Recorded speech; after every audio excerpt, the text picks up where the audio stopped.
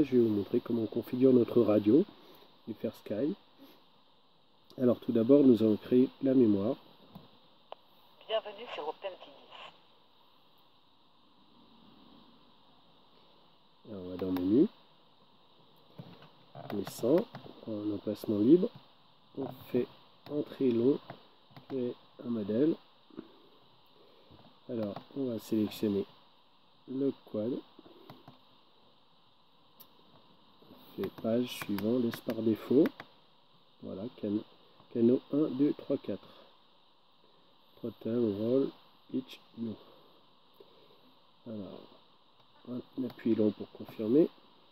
On fait page suivante. Nous allons l'appeler Rail.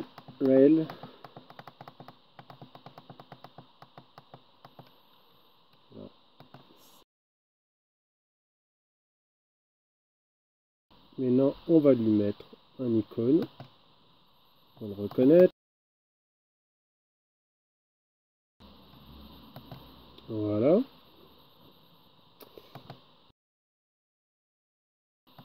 On continue. Voilà, on va choisir notre mode. Alors, pour notre récepteur 4 voix, le mode c'est D8. Si vous n'avez pas ce mode, c'est que vous êtes en version Europe. Dans ce cas, il faut reflasher votre Taranis en mode non Europe. Alors, je vous donnerai le lien en commentaire pour cette petite manipulation qui est relativement facile et qu'il faut connaître. Voilà, donc ici on va binder, c'est-à-dire associer notre récepteur à cette commande. Voilà. Et en même temps que je maintiens appuyé le bouton, je viens avec ma prise.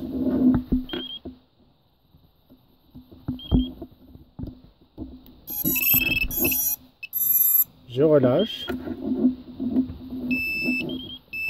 Je laisse communiquer.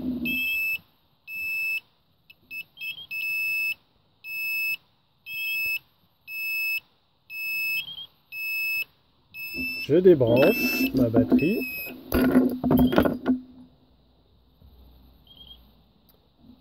Je rebranche.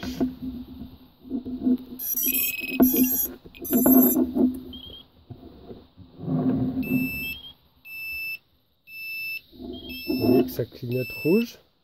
Donc là, jusque là, rien d'anormal. Et à ce moment-là, je rappuie sur Entrée.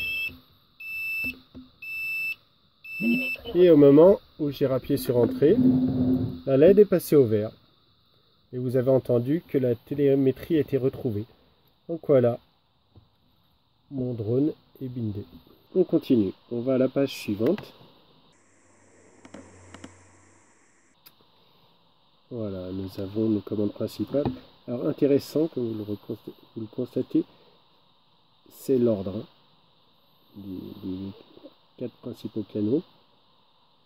Et remarquez les initiales T, A, E, R. Et vous allez comprendre par la suite à quoi ça va nous servir de connaître ces initiales. Donc là, on va rajouter un switch pour armer notre drone. Alors moi, je vais choisir un de position. Hein. C'est pas ce qu'il y a de mieux, mais je vais le choisir et je vais le nommer. Comme ça, vous choisirez votre switch préféré. Et je vais le nommer ARM. Voilà.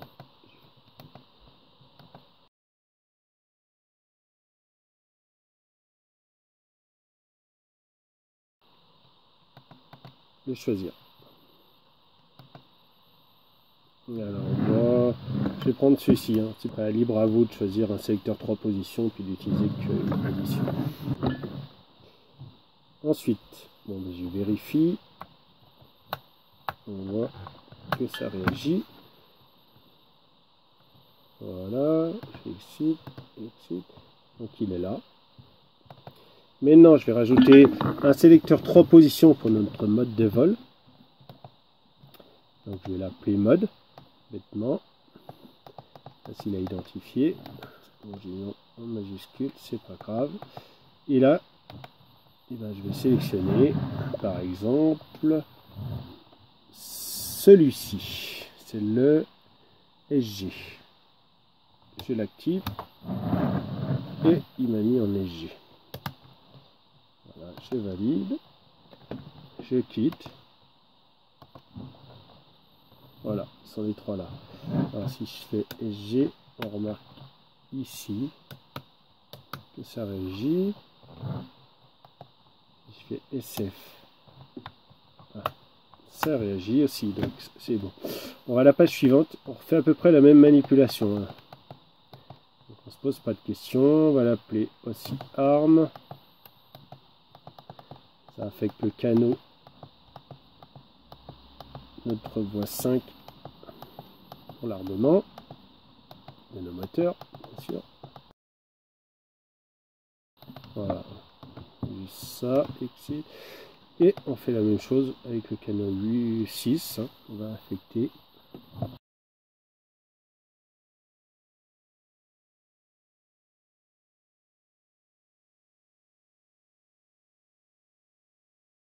Voilà, donc pour l'instant, nous allons laisser notre radio comme ceci.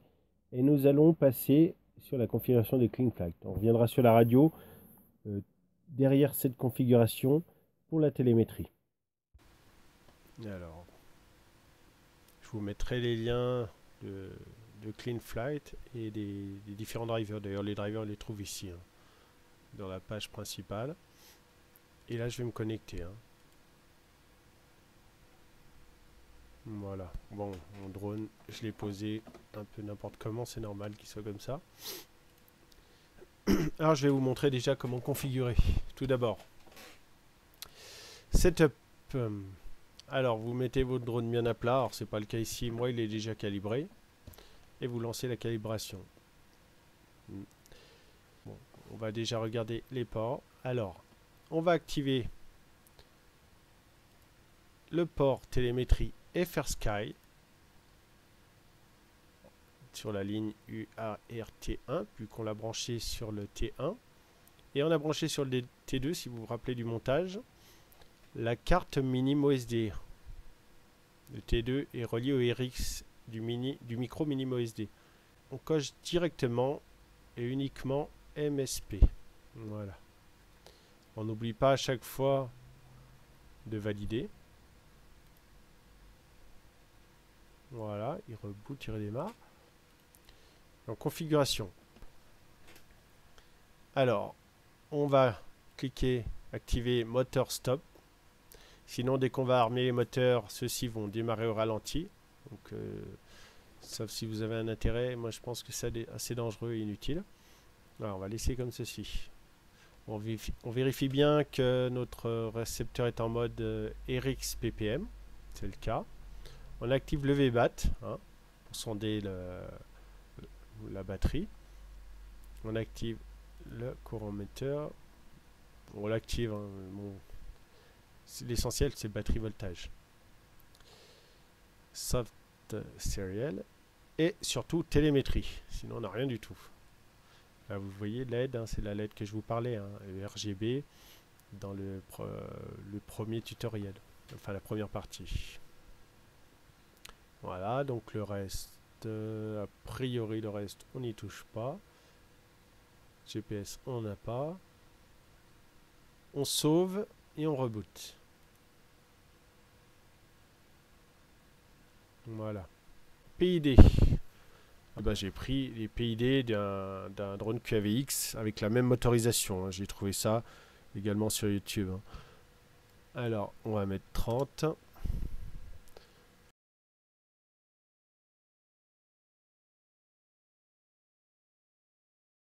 Et lui, il met 10. Alors, je vais essayer. Hein. On verra ce que ça donne en vol. On modifiera ça. Hein. C'est juste une. Je pense que ça peut être une base intéressante. Vu qu'elle a, c'est le même type d'appareil avec la même motorisation, hein, puisqu'il est des questions de Max 2205.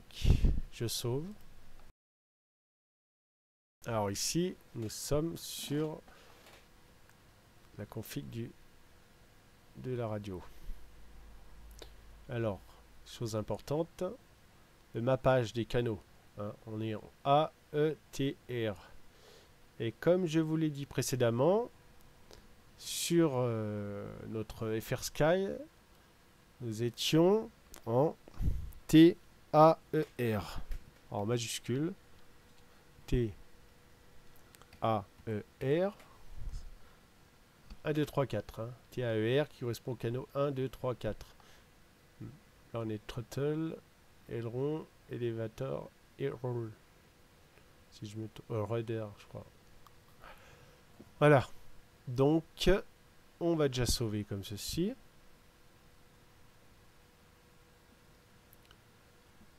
Maintenant, je vais prendre ma radio et faire un petit test.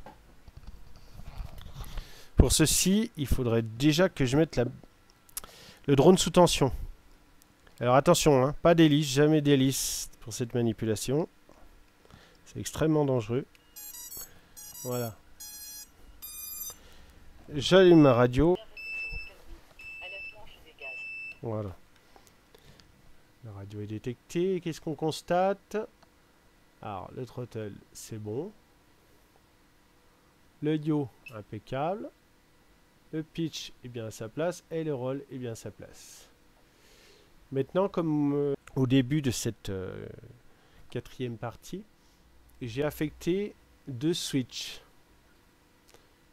Alors, c'était le switch en canal 5 et 6. Il y en avait un à 3 positions et à 2 positions. Et je vais regarder ce que ça donne et où il se trouve. Alors, je pousse celui que j'ai configuré pour l'armement des moteurs. Et c'est auxiliaire 1. J'essaye l'autre, hein, celui pour le mode de vol. C'est le SG d'ailleurs. Et effectivement, j'ai mes 3 positions. Voilà. Alors, on sauve, si ce n'est pas déjà fait. On vient dans mode. Dans mode, voilà, on a arme. Alors, on veut affecter le switch qui est passé en auxiliaire 1 du canal 5. Donc, on fait ADD range. Auxiliaire 1, ben voilà, il est dessus. On teste. Voilà, j'ai mes 2 positions. Position basse. Alors, la partie grisée, c'est la partie inactive. Position haute, la partie... On va la mettre en partie verte, hein, c'est la zone active. Donc, on va mettre notre tranche désactivée, activée. OK. Ensuite, on va mettre notre mode de vol. C'est angle. On fait ADD range. Et on sait qu'on est en auxiliaire 2. On teste. Et j'ai mes 3 positions. Et là, le mappage est pas trop mal. Hein. Donc on va laisser comme ceci. Et on va sauver. Voilà. Ajustement. Ça, on touche pas. Ça non plus. GPS non plus. Et on vient dans moteur. Alors on pourrait régler directement les moteurs ici et faire un essai. Mais moi ce que je propose, c'est plutôt de passer par BHLI de toute façon. Car il nous faut calibrer nos ESC. Donc on se déconnecte. On vient sur BHLI Suite que l'on aura préalablement téléchargé et décompressé. Démarre BHLI, on exécute. C'est BL Suite, pardon. Voilà. Donc là, jusqu'à présent, on prend notre com qui a été attribué. Dans ce cas, on voit que STM32 Virtual comme port, c'est le 4. On se connecte. Il n'y a pas de souci. On fait une lecture de la config et il nous trouve les 4 ESC. C'est ça qui est sympa sous ces cartes hein, par rapport à d'autres cartes comme la CC3D. C'est qu'on a directement accès à la programmation de nos ESC sans avoir besoin d'une clé indépendante. Voilà. Alors, on a nos 4 ESC. Et maintenant, on va déjà aller, avant de configurer, dans moteur. On va lui dire que l'on n'a pas d'hélice. et qu'il n'y a pas de risque. Voilà. On va calibrer nos ESC. On ne touche pas les réglages. Donc on a 4 ESC. On fait OK. Ce qu'il nous demande, il nous demande de débrancher la batterie. On s'assure que la batterie est débranchée. On lui dit que c'est OK. Et là, il nous demande de la brancher. Alors, on va la brancher.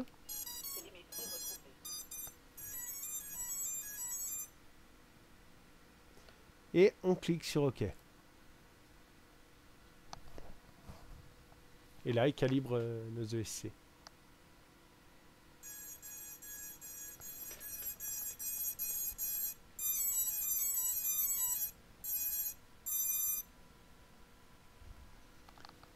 Voilà, impeccable. On va faire notre petit test. Alors, on s'assure que les moteurs ne touchent à rien. Effectivement, il tourne. Alors là, on va regarder s'il tourne dans le bon sens. On prend le 1 et on regarde. Il doit tourner dans le sens... Le 1 doit tourner dans le sens horaire, hein, comme sur la flèche. Donc effectivement, moi le 1, il tourne dans le bon sens. On va voir le 2 maintenant. Alors moi, le 2 tourne à l'envers. Alors je note que le 2 tourne à l'envers. Il tourne dans le sens horaire alors qu'il devrait tourner dans le sens anti-horaire. Le 3. Pareil, le 3 tourne dans le sens horaire, il devrait tourner dans le sens anti-horaire. Et le 4. Qui tourne aussi dans le sens horaire et qui doit tourner dans le sens horaire. Donc c'est normal hein, parce qu'on les a tous branchés à l'identique. Et par défaut, ils tournent tous dans le même sens. Donc il nous faut inverser le 3 et le 2 et le 3. Donc on retourne dans notre config. On refait une lecture des ESC. On sait que le 1, on le laisse comme ceci, qu'il a la protection température, etc. On décoche le 1, on décoche le 4. On laisse cocher le 2 et le 3. Et qu'est-ce qu'on fait? On va lui inverser le sens de direction. Voilà. On fait écriture. Le 2 écriture OK, le 3 écriture OK. Donc c'est bon. On vérifie. On valide comme quoi on n'a pas d'hélice dessus. Et on teste le 2.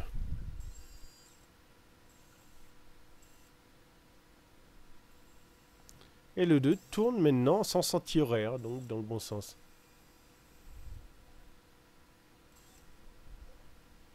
Voilà.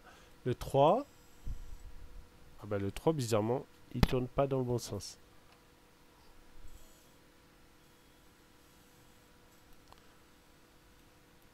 Alors, je retourne sur ma config. Et apparemment, le 3, je vais vérifier.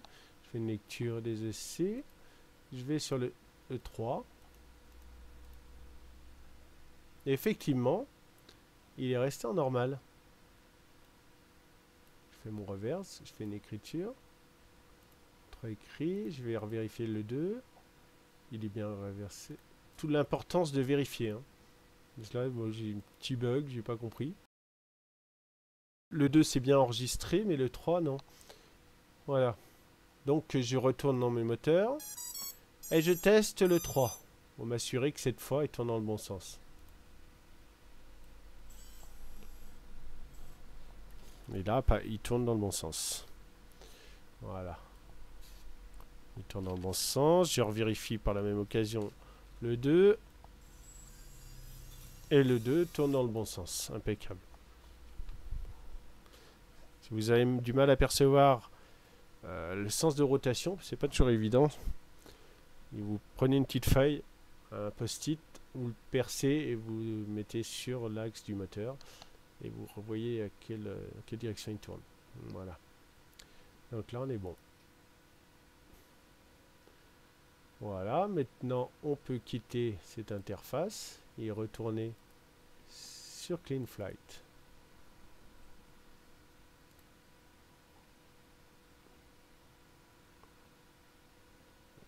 Et ce que je vous conseille de faire, c'est un backup. On fait notre backup. Et ben, on va lui laisser la date générée, 2016, octobre 07.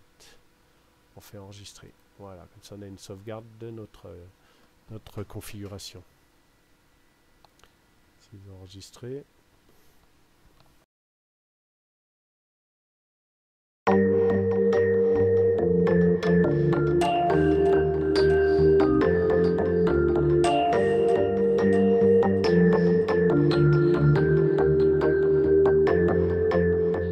Voilà, télémétrie. C'est là que c'est intéressant aussi. Alors, déjà on va faire une chose. On va se mettre sur Discover New Sensor. C'est-à-dire qu'on va détecter la télémétrie. Alors voilà, pour ceci, pour pouvoir détecter quelque chose, il faut qu'on alimente notre drone. Alors jamais d'hélice, bien entendu. Voilà. On fait notre recherche. Et qu'est-ce qui se passe? Qu'est-ce qui se passe? Et ben voilà. On a en VFAS notre voltage.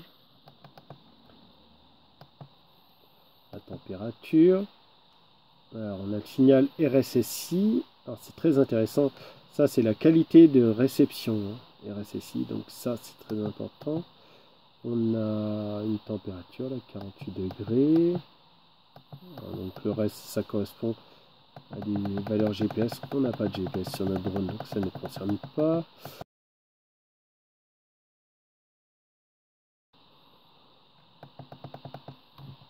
On va quitter. On va paramétrer notre écran 1. On peut avoir plusieurs écrans. Un, ça suffit pour montrer. On va mettre NUMS. Les chiffres. On va sélectionner par exemple, on va mettre celle au pluriel. Alors sur cette version il n'y a pas celle au singulier, donc on ne peut pas avoir cellule par cellule. C'est un petit peu dommage. Certainement il y aura une combine. Ici on va mettre notre signal RSSI.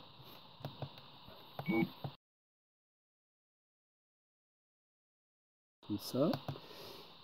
Et qu'est-ce qu'on peut mettre dans le dernier qui peut nous intéresser? L'heure. C'est bête, mais bon, en attendant. Voilà. Voilà, notre drone est configuré. Alors, pour accéder à la télémétrie, à n'importe quel moment, on tient appuyé page. Et voilà. On a notre voltage. On a notre signal RSSI. Alors maintenant, on va rajouter des fonctions logiques. Enfin, les plus simples et les plus pratiques. Pour avoir des alertes batterie basse, hein, parce que l'écran, on ne pourra pas avoir l'œil rivé dessus, hein, surtout si on a des lunettes FPV. Alors pour ceci, on change de page. Logical switch.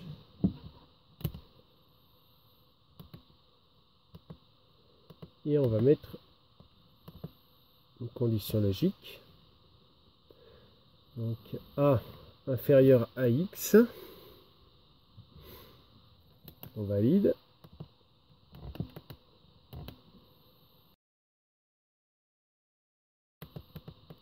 Une alerte batterie basse, c'est ce qui nous intéresse.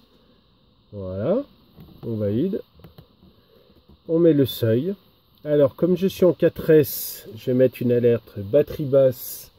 On va mettre de 14,4 qui représente 10% de batterie restante. On joue la sécurité comme ceci.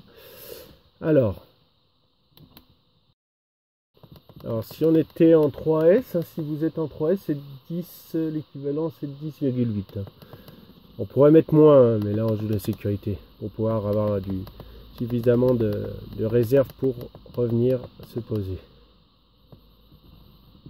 c'est une sécurité. Je ne peux pas retrouver sans ressources batterie. Voilà. On valide. Ensuite, normalement, on a déjà le RSSI. Automatiquement, il est pris en charge. Mais bon, pour comprendre la logique, on peut le rajouter aussi.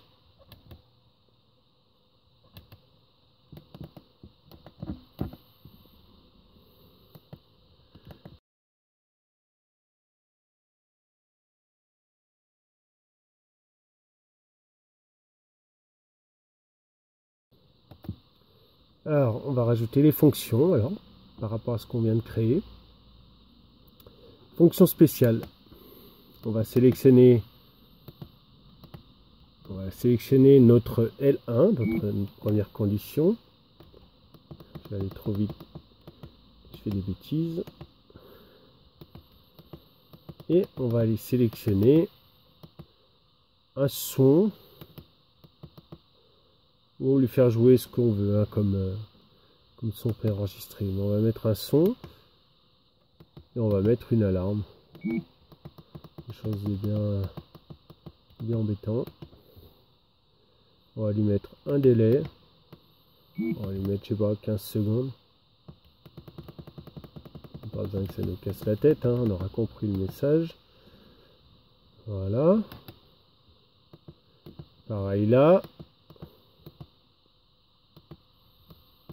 C'est le L2 maintenant.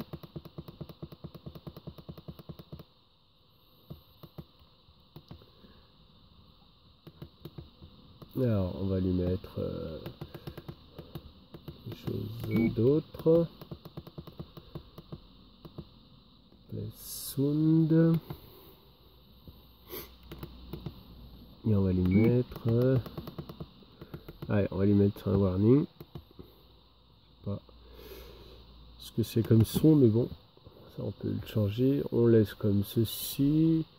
Et voilà. C'est bon. Comme ceci, on aura nos alertes intégrées. Voilà, donc cette fois on est bon. Pour configurer les fail-safe, il faut que ce soit bindé, bien entendu. La radio allumée, donc le récepteur est connecté. On choisit la position de nos sticks à mettre lors de la perte du signal. Donc moi je mets tout éteint pour faire un test. Et on vient là et on appuie brièvement, moins d'une seconde sur le bouton de bind.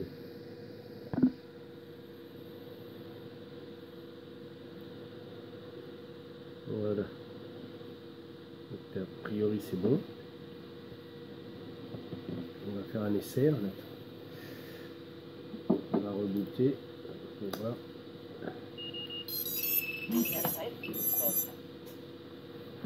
On fait un essai. On arme. On tire les gaz.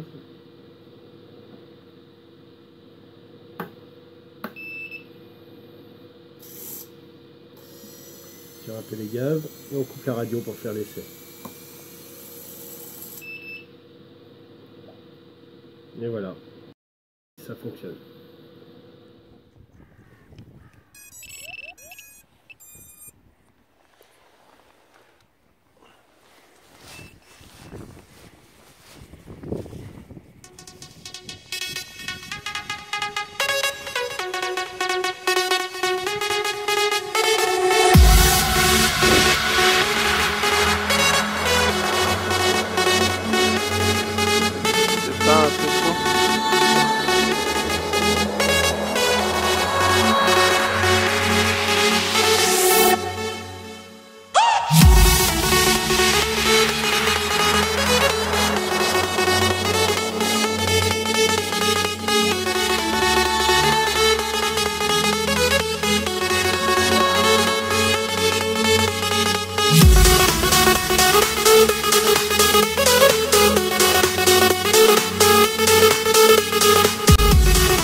Il est nerveux, hein.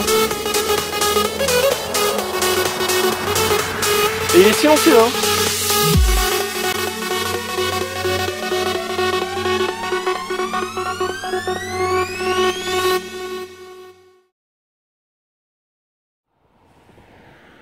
Vas-y.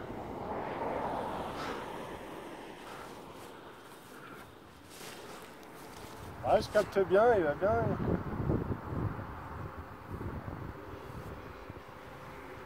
Vraiment, les PID sont pas mal.